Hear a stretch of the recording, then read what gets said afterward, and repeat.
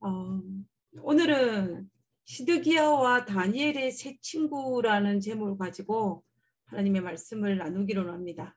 같은 장소에서 다른 행동을 한 이들의 모습을 통하여서 오늘의 우리의 모습을 한번 살펴보는 시간이 되었으면 좋겠습니다.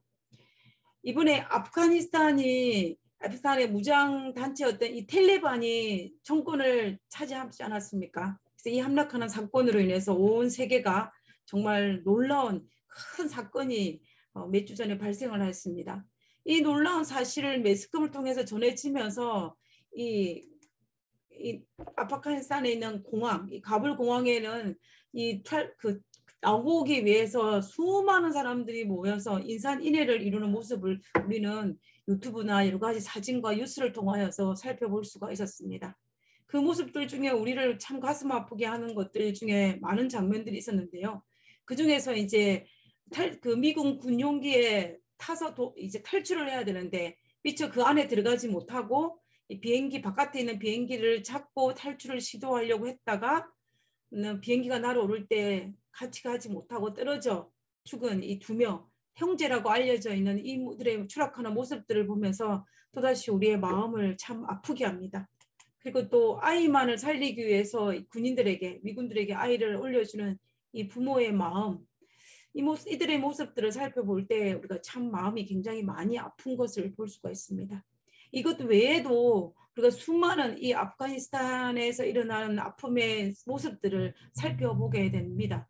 그리고 멀리 떨어져 있을지라도 그들의 모습들이 이제 여러 가지 영상을 통해 살펴볼 때 우리가 정말 놀라움을 금치 못하는데요. 이렇게 이런 많은 소식이 들리는 가운데 또다시 우리에 들리는 한 소식이 있습니다.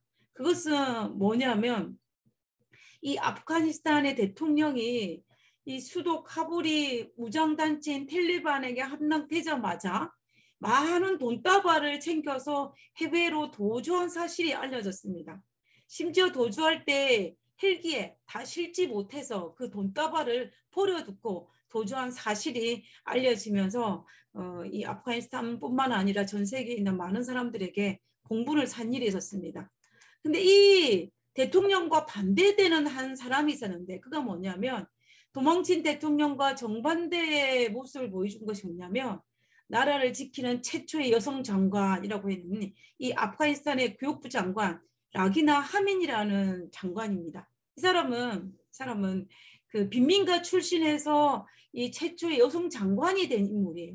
근데 대통령은 나라를 버리고 도망쳤는데 그러나 이 장관은 끝까지 남아서 이제 남아프리카에 있는 여성들의 교육을 돕겠다라는 자신의 소신을 밝히면서 이 남아 있었던 한 장관의 모습을 또 매스컴을 통해서 전해지는 것을 볼 수가 있었습니다.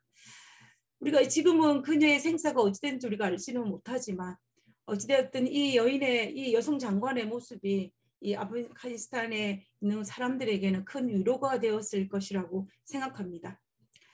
우리가 이 모습은 대통령과 이 여성 장관의 모습을 보면서 같은 시대에 태어나 같은 상황에 직면한 가운데 한 사람은 대통령으로 그리고 한 사람은 장관이었지만 그들은 서로 너무나 다른 행동을 한 사실을 우리는 여기에서 발견할 수가 있는 것입니다. 같은 시대에 태어나서 같은 상황에 산다고 할지라도 우리가 어떤 모습으로 어떤 역할을 감당하는 자리에 선다는 것은 너무나 다르다는 것입니다. 그래서 저는 오늘 같은 시대에 살았던 이 시드기야와 이 다니엘의 세 친구들의 모습을 한번 살펴보기로 원합니다. 이 시드기야는 왕족으로 태어나 우여곡절 끝에 왕이 된 사람입니다. 그리고 이 다니엘의 세 친구들은 귀족으로 태어났지만 약한 나라의 국민이라는 것으로 말미암아 바벨론의 포로로 잡혀갔고 그곳에서 이제 바벨론 땅에서 성공한 정치인이 되었던 것입니다. 그랬던 그들이 이 시드기야와 다니엘의 세 친구가 같은 동시대에 살았고 나중에 세월이 지나고 난 다음에 같은 장소에 섰는데 그들은 어떤 다른 위치에 서게 됐는지를 한번 살펴보기를 원하는 것입니다. 그러면서 오늘 우리는 같은 시대를 살아가고 있지만 우리는 어떤 자리에 서야 할지를 그리고 다니엘 세 친구와 시드기야의 모습을 통하여서 한번 생각해보는 시간을 가졌으면 좋겠습니다. 먼저 시드기야에 대해서 한번 살펴보기를 원합니다.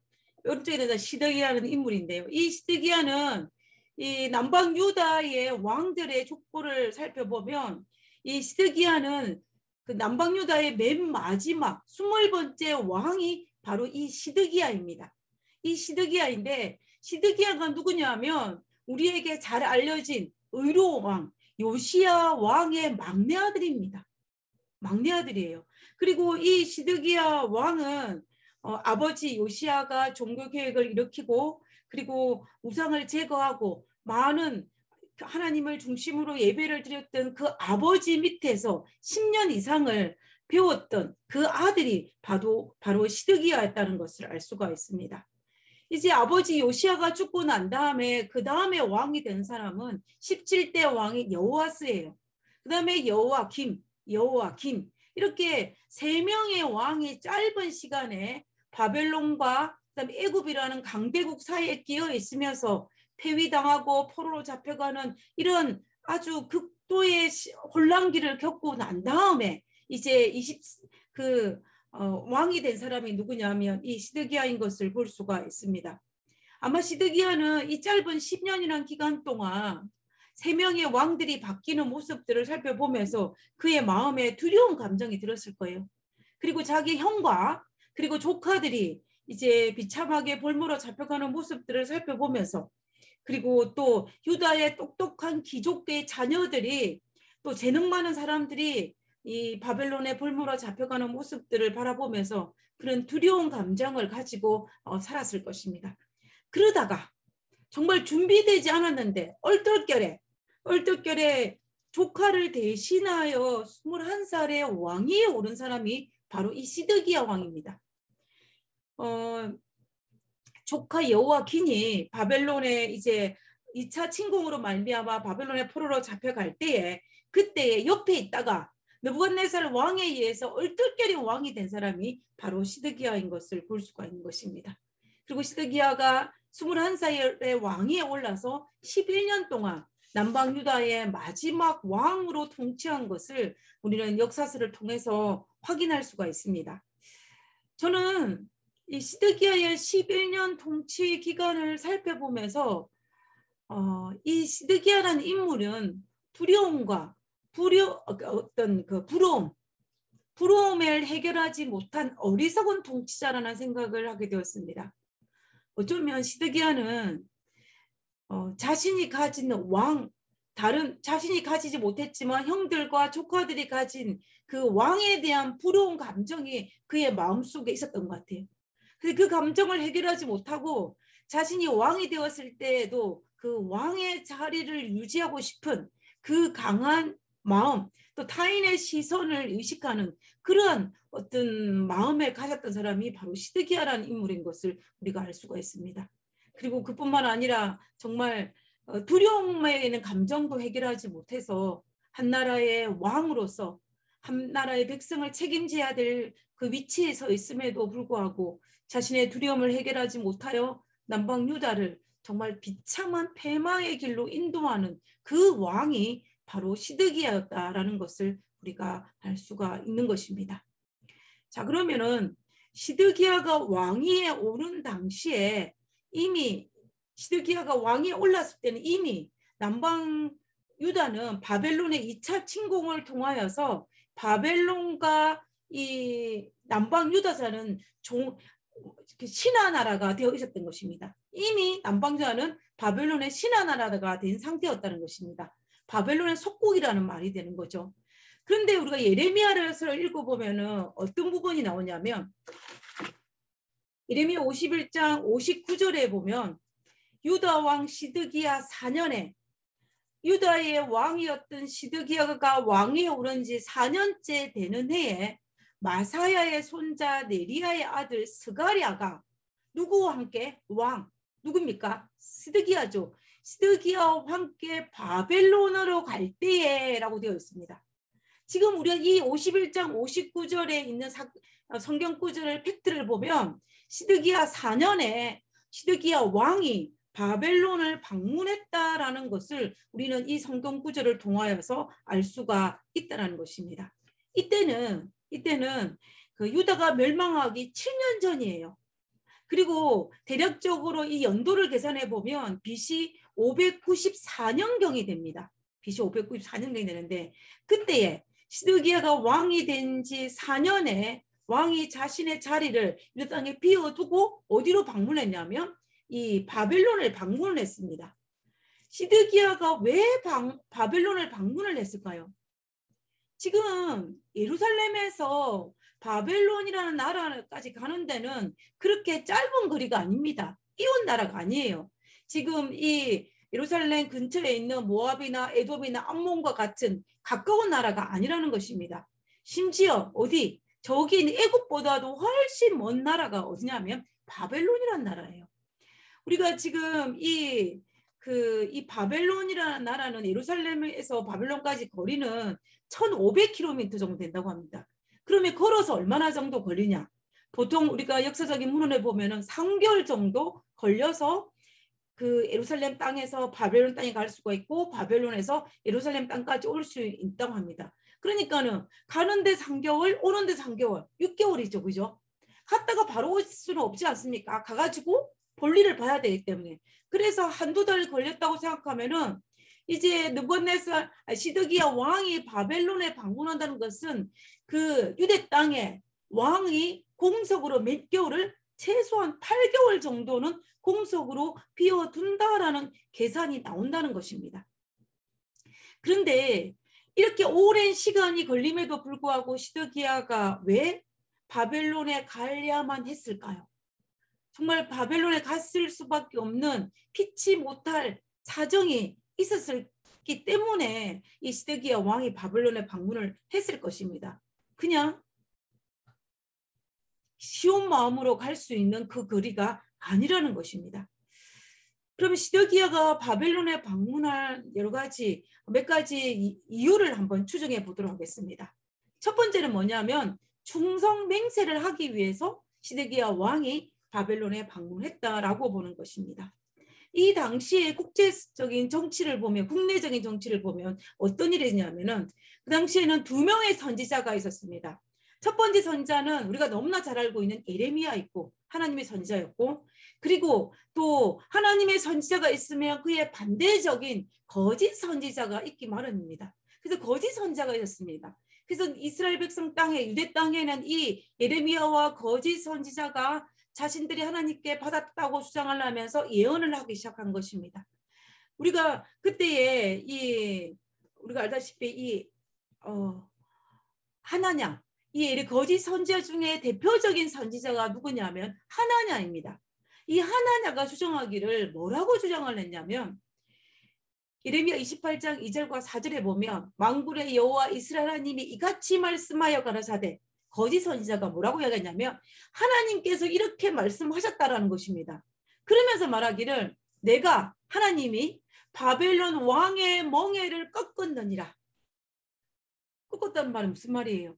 바벨론을 쳐서 무너뜨리겠다는 이야기입니다. 내가 바벨론 왕 느부갓네살을 이곳에서 바벨론으로 옮겨간 여호와의 집 모든 기구를 느부갓네살 왕의 유대 땅에 와가지고 예루살렘 성전 안에 있는 여호와의 집에 있는 모든 성전 기물들을 가져갔어요. 그것을 2해가 차기 전에 2년이 지나기 전에 다시 이곳으로 가져오게 하겠고 내가 또 유다의 왕 여호와김의 아들 여호와김이죠.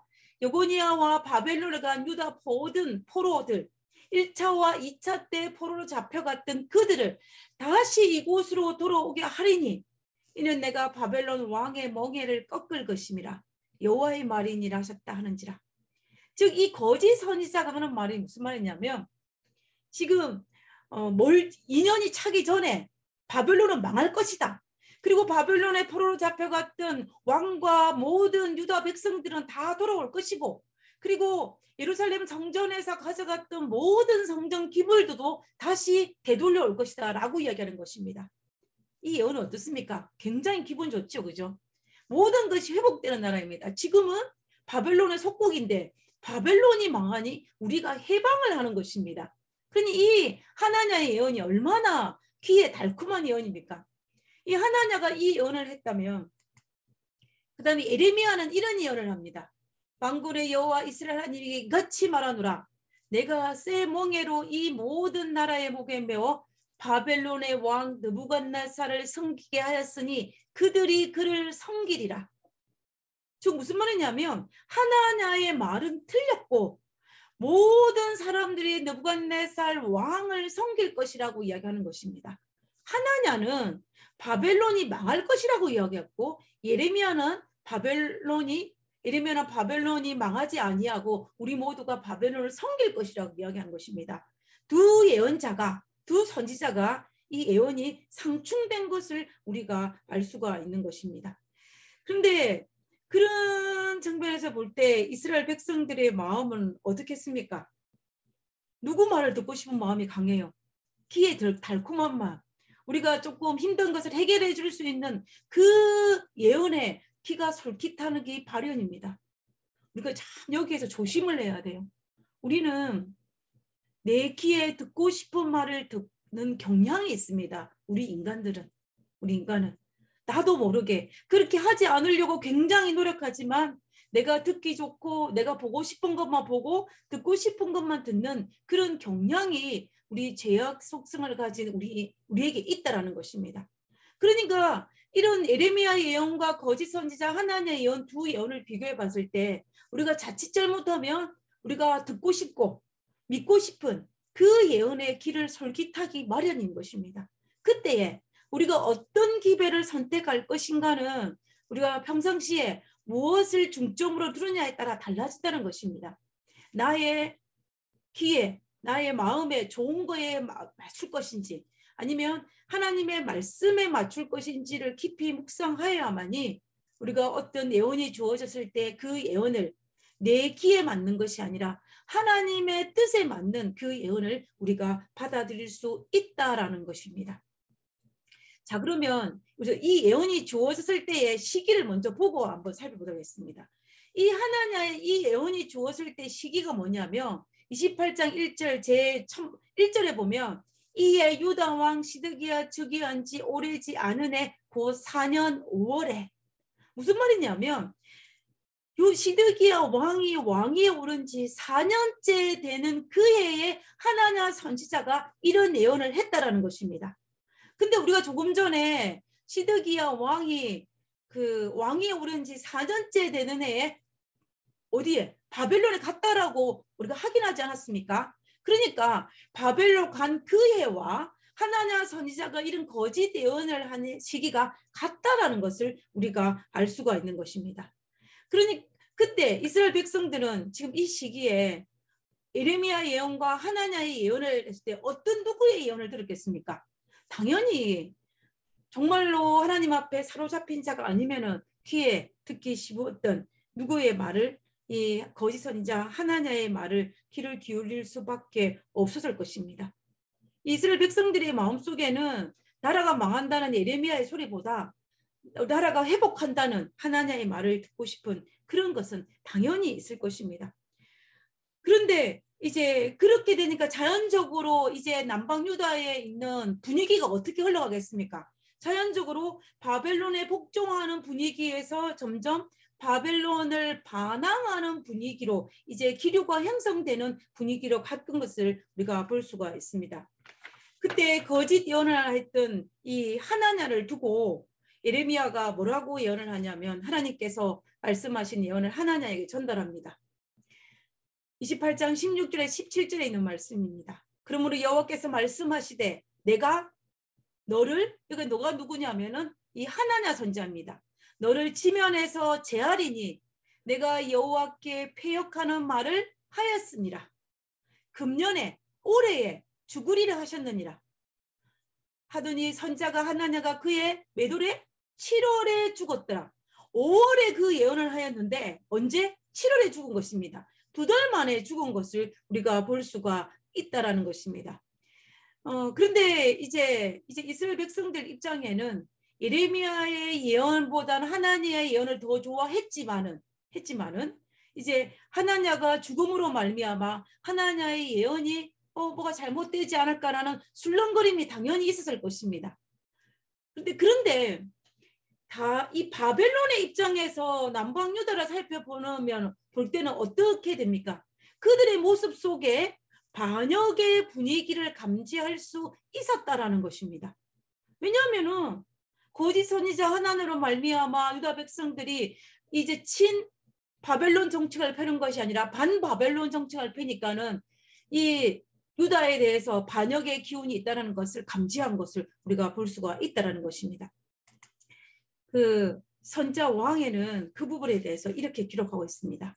거짓 선자들의 주장으로 이 하나냐죠. 거짓 하나냐를 비롯한 거짓 선자장으로 야기된 불안으로 인하여 시드기야가 반역의 의심을 받게 되었고 누구에게? 바벨론 왕에게 느부갓네살에게 그의 편에서 신속하고도 단호한 행동을 취해야만이 그가 봉신 그 바벨론의 신화된 나라로서 왕으로서 계속 통치할 수가 있었다. 유다 왕은 시종장 스라야를 대동하고 중대한 사명을 띠고 바벨론으로 갔다. 갈대아 궁전을 방문하는 동안 시드기야는 느부갓네살에게 무엇을 하겠다는? 충성하겠다는 그의 맹세를 새롭게 하였다. 무슨 말이에요? 지금 엘렌 G. 화이트 선자의 글에 비교하기는 이러한 그 반역의 조짐으로 말미암아 누가? 느부갓네살 왕이 의심을 품게 되자 이제 시드기야 왕이 그 먼 거리를 달려가서 바벨론 궁전에 가가지고 시드기야가 느부갓네살 왕에게 충성 맹세를 하는 것을 우리가 볼 수가 있다라는 것입니다. 우리가 이 성경 이 엘렌 G. 화이트 글을 뒷받침해 줄 수 있는 성경절이 있습니다. 그 절을 한번 살펴보도록 하겠습니다. 다니엘과 다른 히브리 포로들을 통하여 바벨론 군주는 이 바벨론 군주가 누구입니까? 느부갓네살 왕이죠. 느부갓네살 왕은 다니엘과 다른 히브리 포로들, 즉 다니엘과 다니엘 세 친구들과 또 다른 사람들을 통하여서 이 참 하나님의 권능과 최고의 권위를 잘 알고 있었으므로 그들을 통하여서 하나님의 권능과 하나님의 권위가 어떤 것을 알고 있었기 때문에 이 느부갓네살 왕이 성경절 좀 이따 보겠습니다. 시드기야가 다시 한번 충성할 것을 알았으므로 시드기야가 다시 한번 충성할 것을 엄숙히 양속했을 때 느부갓네살은 이스라엘 하나님 여호와의 이름으로 이 약속을 선서하도록 그에게 요구하였다라고 이제 그 뒤에 연결되어 있습니다. 그리고 결과적으로는 이 느부갓네살 왕이 히브리인들은 기본적으로 하나님의 권능과 권위를 인정하기 때문에 히브리였던 시드기야에게 하나님의 이름을 걸고 충성 맹세를 하도록 요구하였다는 것입니다. 이것을 성경적으로 뒷받침해주는 성경적 근거가 역대하 36장 13절입니다. 13절. 이 13절에 보면은 느부갓네살 왕이 저로 그 하나님을 가리켜 맹세케 하였으나 여기에서 역대하 36장 13절의 이 저는 바로 시드기야 왕입니다. 그래서 느부갓네살 왕이 시드기야로 하여금 하나님을 가리켜 맹세하게 하였다라고 기록하고 있는 것입니다. 그러나 그가 그렇게 맹세했음에도 불구하고 저가 배반하고 목을 곧게 하며 마음을 강팍해 하여 이스라엘 하나님 여호와께로 돌아오지 아니하였고라고 되어 있어요. 그래서 우리는 이 엘렌 G. 화이트의 글과 역대하 36장에 있는 이 말씀을 통하여서 누가? 시드기야 왕이 어디로? 바벨론에 가서 충성 맹세를 했다라는 것을 우리가 알 수가 있습니다. 그것도 누구 이름을 걸고? 여호와 하나님의 이름을 걸고 맹세를 하였다라는 것을 우리가 알 수가 있습니다. 근데 참 이 시드기야 왕이 하나님의 이름을 걸고 맹세했음에도 불구하고 그 맹세를 뭐 하지 않았어요? 지키지 않았어요. 우리가 부모의 이름을 걸고 맹세하는 것도 지킵니다. 그죠? 함부로 하지 않아요. 근데 이 하물며 정말 이 시드기야 왕이 하나님의 이름을 걸고 맹세했음에도 불구하고 지키지 않은 모습들을 볼 때 얼마나 시드기야가 하나님을 경외하고 하나님을 신뢰하는데 부족하였는지를 우리는 여기에서 알 수가 있는 것입니다. 자, 이런 배경하에서 이 시드기야 왕이 바벨론에 충성 맹세를 하기 위해서 바벨론을 방문했다는 것을 우리가 알 수가 있습니다. 자, 그러면 두 번째입니다. 두 번째는 그러면은 이 시드기야 왕이 바벨론에 왜 갔을까? 두 번째로 우리가 추정할 수 있는 부분은 금신상 낙성식에 참여하기 위해서 갔다는 것입니다.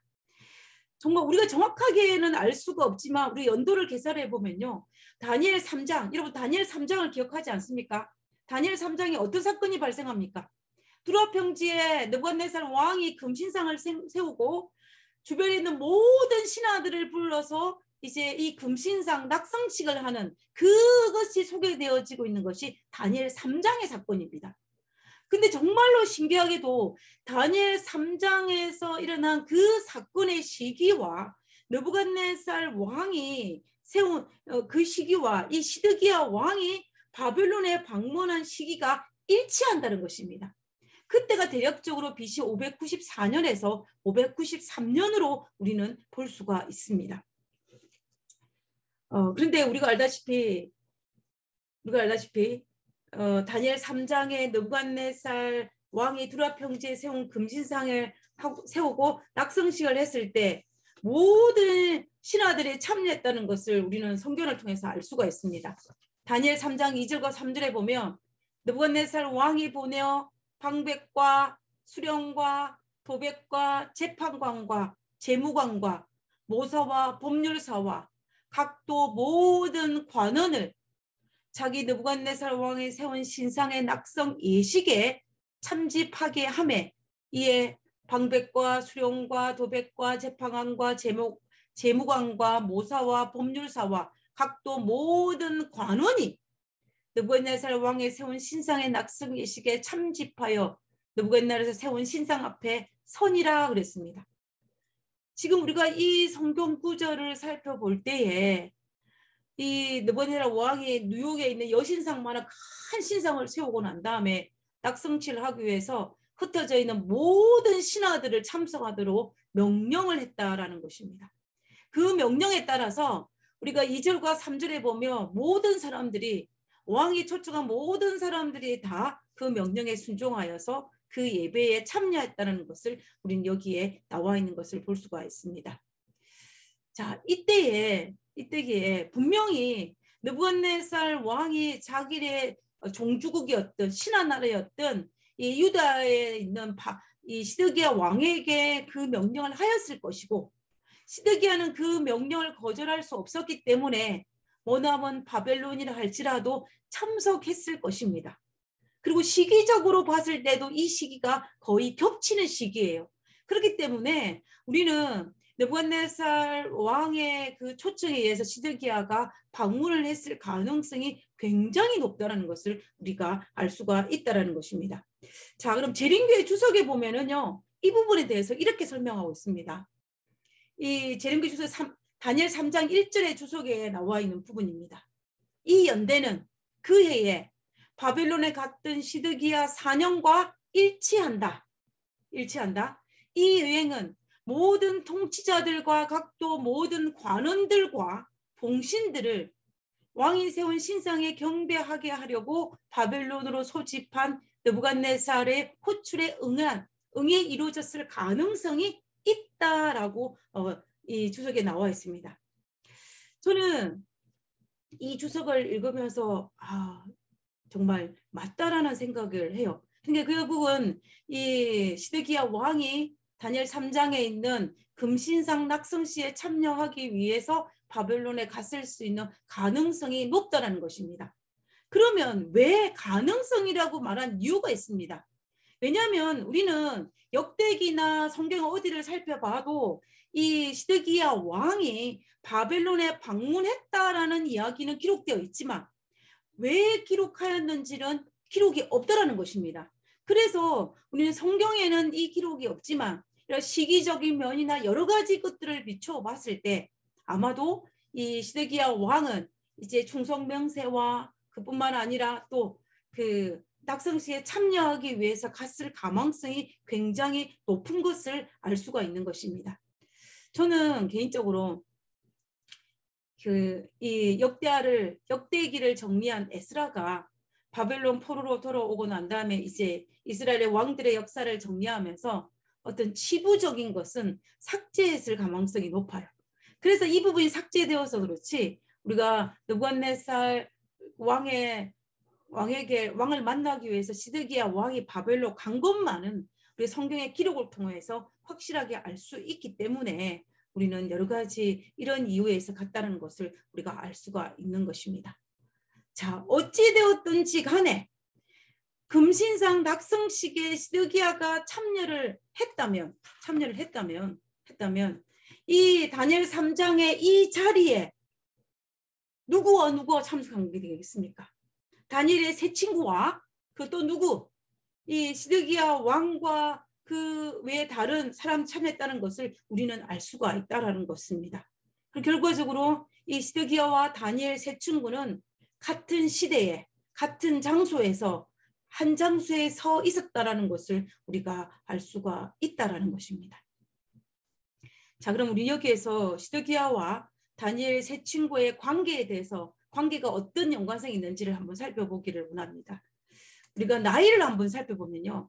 시드기야의 나이와 이 다니엘 세 친구의 나이가 나이를 대략적으로 계산을 해보면 다니엘의 세 친구가 바벨론으로 포로로 잡혀갔을 때는 요아김 3년인 그 BC 605년입니다. 그때 다니엘이 포로로 잡혀갔을 때 나이가 17세였어요. 17세였습니다.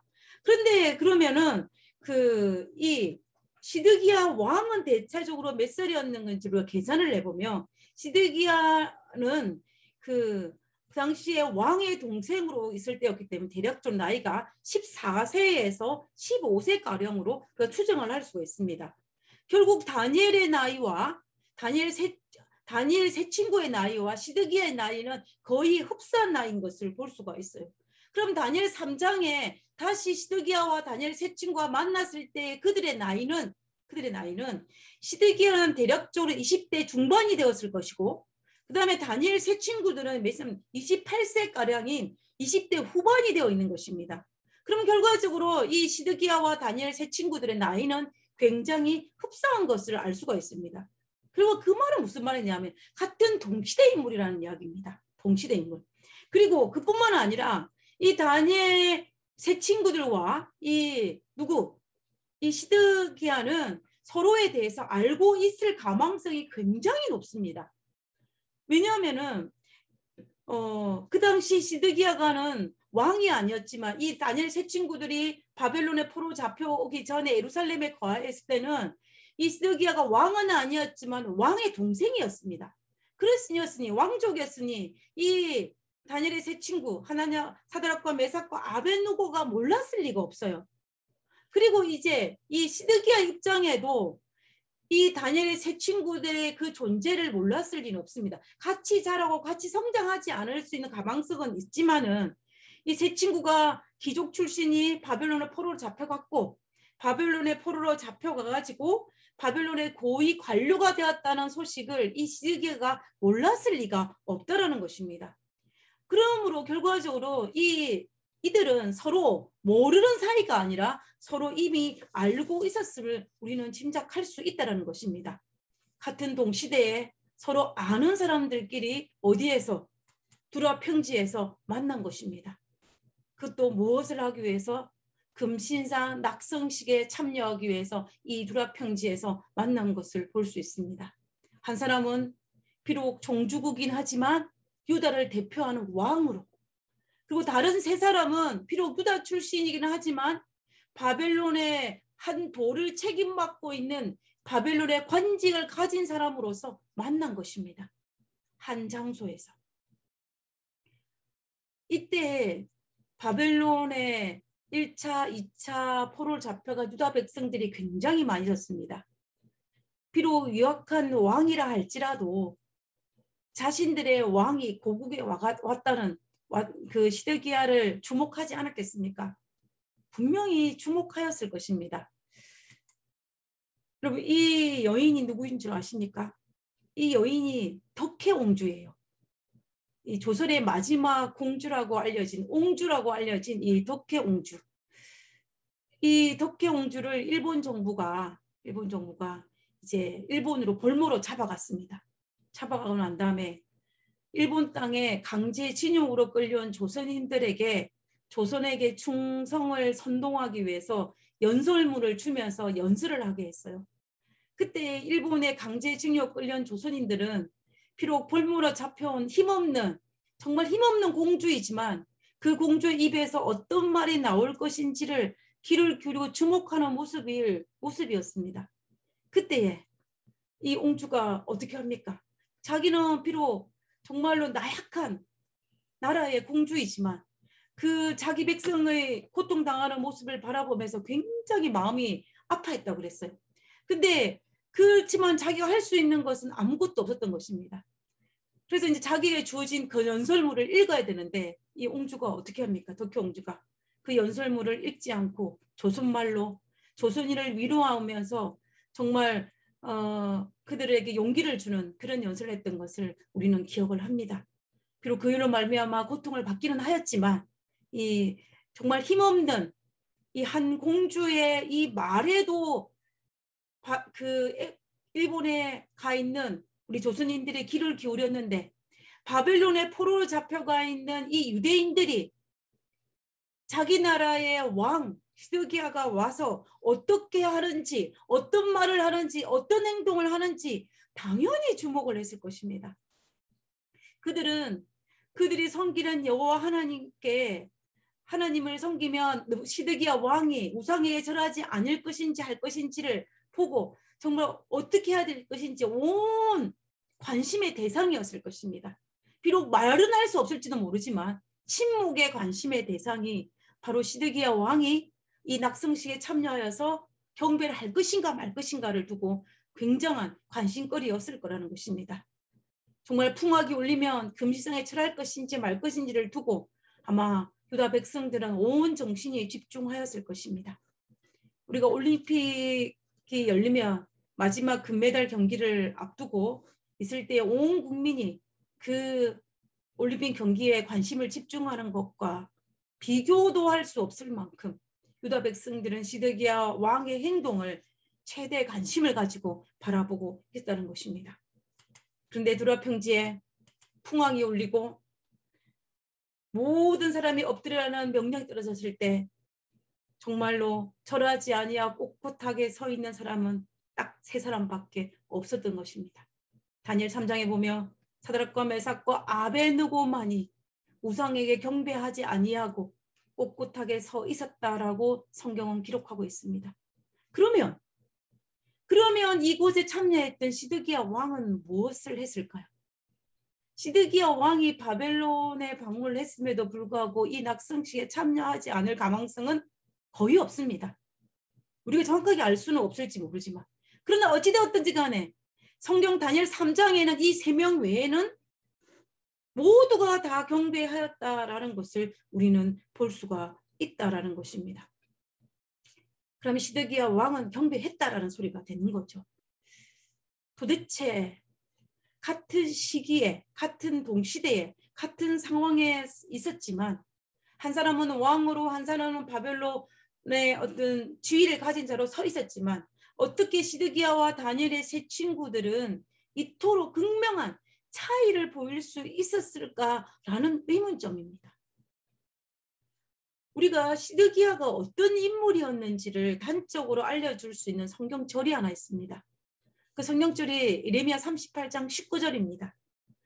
이 38장 19절에 있는 이 장면은 어떤 장면이냐면 시드기야가 비밀리에 자기의 신하들도 모르게 살짝 누구를 찾아가냐면 예레미야를 찾아갑니다. 예레미야를 찾아가서 바벨론에게 항복해야 될 것인지 말 것인지를 두고 어떤 기별이 있을지를 물어보기 위해서 아무도 몰래 비밀리에 살짝 가서 예레미야를 찾아가서 한 말이 바로 예레미야 38장 19절에 있는 이 말씀입니다. 시드기야 왕이 예레미야에게 이르되 나는 갈대아인에게 항복한 누구를? 유대인을 두려워하노라. 하나님을 두려워한다고 말하지 않았어요. 유대인을 두려워한다고 했습니다. 염려컨대 갈대아인이 누구입니까? 바벨론 사람. 느부갓네살을 비롯한 바벨론 사람들이 나를 그들의 손에 붙이면 그들이 나를 뭐 할까? 조롱할까? 조롱할까 두려워하노라고 이야기합니다. 우리가 이 말씀을 통하여서 시드기야가 얼마나 두려움에 많은 사람이라는 것을 우리가 알 수가 있다는 것입니다. 근데 그와 반면에 이 다니엘 세 친구들은 어떻습니까? 다니엘 세 친구들은 이 풀무불 앞에서도 이 사드락과 메삭과 아비노고가 왕에게 어떻게 얘기합니까? 느부갓네살 왕이여, 우리가 이 일에 대하여 왕에 대답할 필요가 없습니다. 만일 그럴 것이면 왕이여, 우리가 우리를 섬기는 우리 하나님이 우리를 극렬히 타는 풀무불에서 우리를 능히 건져내시겠고 왕의 손에서도 우리를 건져내시리이다. 3장 18절에 우리 다 같이 한번 읽어보도록 하겠습니다. 시작. 그렇게 하지 아니하실지라도 왕이여, 우리가 왕의 신들을 섬기지도 아니하고 왕의 세우신 금신상에 절하지도 아니할 줄을 아옵소서. 다니엘의 세 친구의 이 모습과 그리고 누구? 시드기야의 모습은 너무나 대조적입니다. 시드기야는 기껏해야 누가? 바벨론에 항복한 유대인이 두려워해서 그들이 나를 조롱할까 두려워하여서 예레미야 선지자가 참 선지자임을 알고도 순종하지 못했어요. 그런데 이 다니엘의 세 친구들은 풀무불 앞에 갔을지라도 왕이여, 내가 왕의 신들을 섬기지 아니하겠다라고 단호하게 이야기하는 이 다니엘 세 친구의 모습을 우리는 볼 수가 있다라는 것입니다. 결국 우리가 이 모습을 통하여서 겉으로 드러나기에는 시드기야는 겁장이고 다니엘의 세 친구는 아주 담대한 사람이라고 볼 수 있지만, 그러나 그 내면에 그렇게 할 수 있었던 그 근본적인 이유는 다니엘의 세 친구들은 하나님의 관계를, 하나님을 가장 두려운 존재였기 때문에 이런 말을 할 수가 있었습니다. 그러나 그와 반면에 시드기야는 하나님보다는 사람을 더 무서워하고 사람의 시선을 더 중요시했기 때문에 그는 그렇게 두려워하노라라고 이야기할 수 있었다라는 것입니다. 결국 무슨 말이냐면 시드기야는 하나님을 신뢰하지 않았어요. 하나님께서는 끊임없이 그 예레미야 선지자를 통해서 바벨론에게 항복해라 항복해라 말했지만 이 시드기야는 그 말에 순종하지 않았다는 것입니다. 다시 말하면 그는 하나님 말씀에 100% 순종하지 않았다라는 것을 우리가 볼 수가 있는 것입니다. 다니엘의 세 친구들은 하나님에 대해서 절대적으로 신뢰한 반면에 누구는 시드기야는 하나님에 대해서 절대적인 신뢰가 없었다라는 것을 볼 수가 있습니다. 그래서 그가 하나님의 이름을 걸고 바벨론의 왕 느부갓네살 왕에게 맹세하고 나음에도 불구하고 그 맹세를 어기고 바벨론에 반역했다라는 것을 우리는 알 수가 있다라는 것입니다. 만약에 시드기야가 하나님을 절대적으로 신뢰했다면은 이 시드기야가 하나님의 이름을 걸고 맹세한 그 맹세를 파괴할 수 있었을까요? 없어질 것입니다. 왜냐하면 하나님에 대한 절대적인 신뢰와 하나님께서 가장 좋은 걸 주신다는 거, 하나님이 가장 위대하시다는 걸 알았다면 하나님의 이름을 걸고 한 그 약속을, 그 맹세를 그렇게 쉽게 파괴할 수가 없었을 것입니다. 그러나 예레미야를 통하여 수도 없이 하나님의 메시지가 주어졌지만 이 시드기야 왕은 끊임없이 내면의 갈등을 했지만은 그러나 마지막에는 이 하나님을 신뢰하지 못함으로 말미암아 그 충성 맹세를 파기하고 바벨론의 반기를 드는 이 시드기야의 모습을 볼 수가 있다라는 것입니다. 그러므로 우리는 시드기야가 신실한 신앙인으로는 우리가 볼 수 없다는 것입니다. 그래서 그는 결국 패망한 나라의 군주가 될 수밖에 없었고 최악의 상황, 나라가 남방 유다가 멸망하는 최악의 상황에서 더 큰 최악의 상황을 만들어서 정말 이 예루살렘 도성과 예루살렘 성전이 다 무너지고 모든 유다 백성들이 흩어지고 고통을 당하는 그런 결과를 갖다는 것을 우리가 알 수가 있다는 것입니다. 자, 그리고 이 시드기야는 또 어떤 성향을 가졌냐면은 예레미야 36장 12절에 보면 그 하나님 여호와 보시기에 악을 행하고 선지자 예레미야가 여호와의 말씀으로 일러도 그의 앞에서 뭐하지 아니하다. 겸비치 아니하였다 그랬습니다. 겸비치 아니하였다. 그리고 그 말은 여호와 하나님 말씀에 겸비치, 순종치 않았다는 거예요. 겸손하지 않았다라는 것을 알 수가 있습니다. 그 말은 다시 말하면 하나님 앞에 목이 꼿꼿한 백성이었다라는 것을 우리가 알 수가 있다라는 것입니다. 제가 이런 모습을 보면서 예레미야의 입장을 한번 생각해 봤습니다.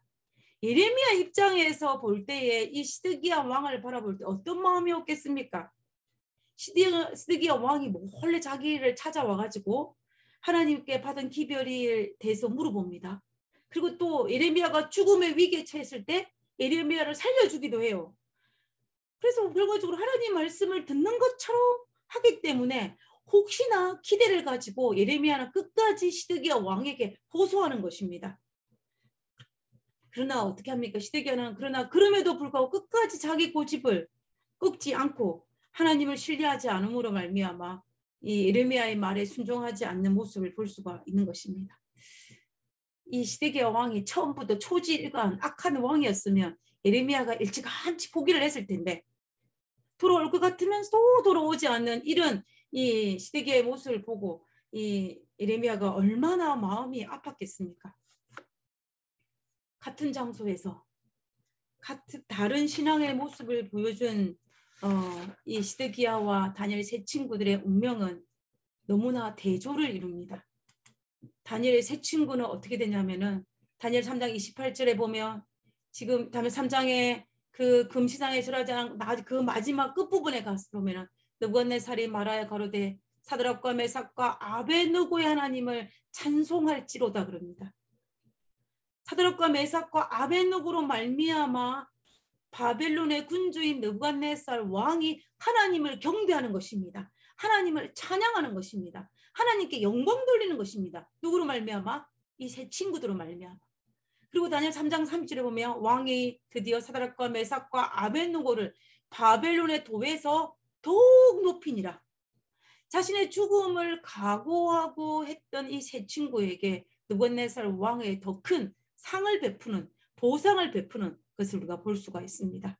우리가 이 세 친구의 모습이 얼마나 정말 우리에게 하나님께 영광이요 그리고 많은 사람들에게 또 기쁨을 주고 기감이 될 수 있는 이 모습이 아름다운 모습입니까?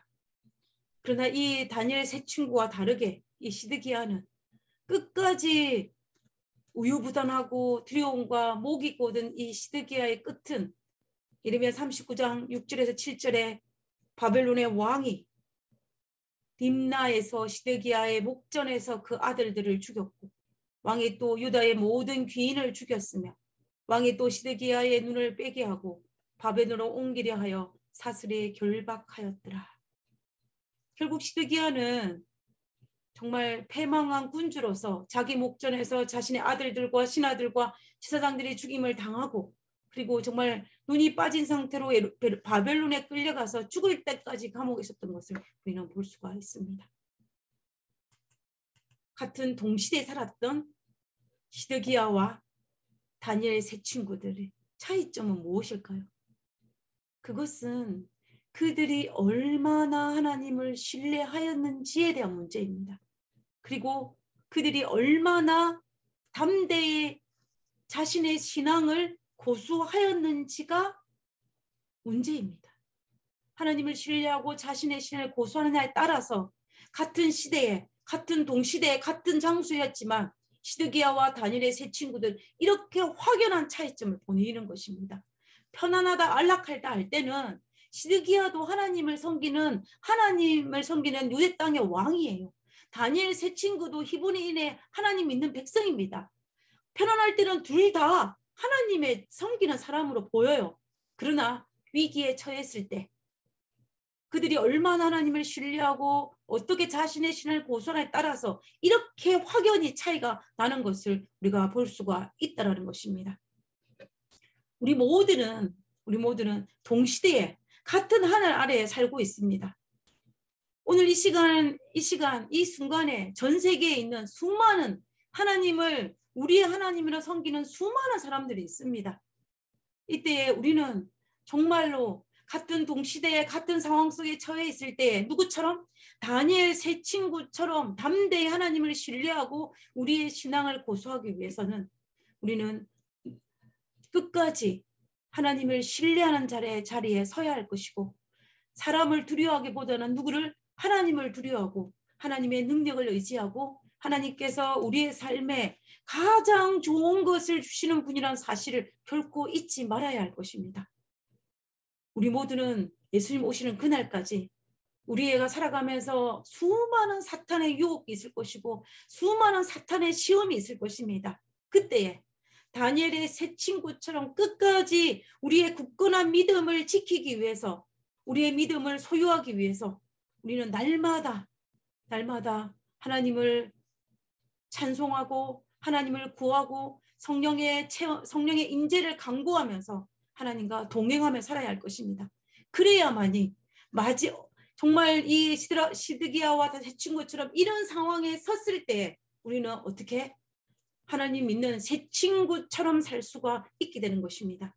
우리 모두 그러한 믿음을 가질 수 있는 우리 모두가 되기를 간절히 바라면서 오늘 말씀을 마치도록 하겠습니다.